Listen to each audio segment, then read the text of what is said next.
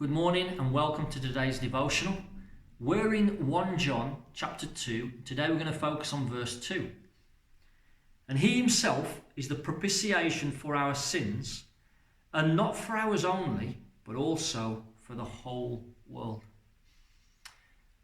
And during our last devotional, we discovered that we have an advocate with the Father, Jesus Christ, the righteous one.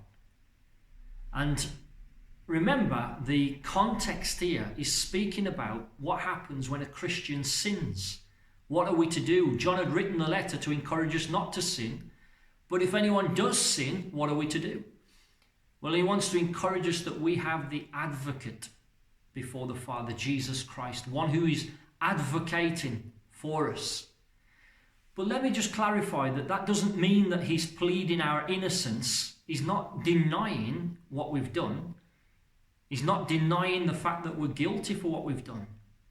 But what he's doing is he's presenting his defense on the basis of his own substitutionary sacrifice. He's able to stand up in our defense and say, I have paid the price. And this comes out wonderfully here in verse 2. He says, and he himself is the propitiation for our sins. And this word, again, is an incredibly loaded word theologically and highly disputed. But let me tell you what I understand this word to mean. It means basically that what Christ did on the cross of Calvary appeased the righteous anger of God against sin. Let me repeat that. What Christ did on the cross of Calvary appeased the righteous anger of God against sin. And the reason that this word is so highly disputed is because people have difficulty to imagine that God could be angry. But let me just explain that a little bit more. We're not talking about capricious anger. We're not talking about God being angry one day and okay the next. One thing that we see as we read through the whole of the scriptures is that God constantly, he's an antagonist of sin. He hates sin. And as a just and holy God, he must respond to that.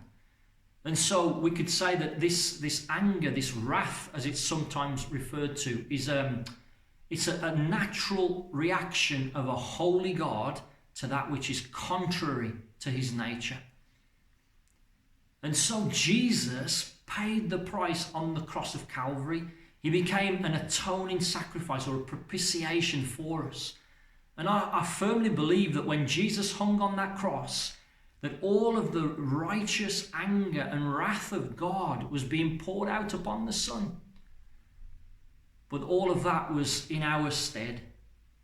And another thing we need to mention as well, we should never think that this is some kind of cosmic child cruelty where Jesus was sent against his wishes.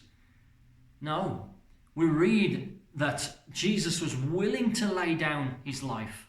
The whole thing originated with God.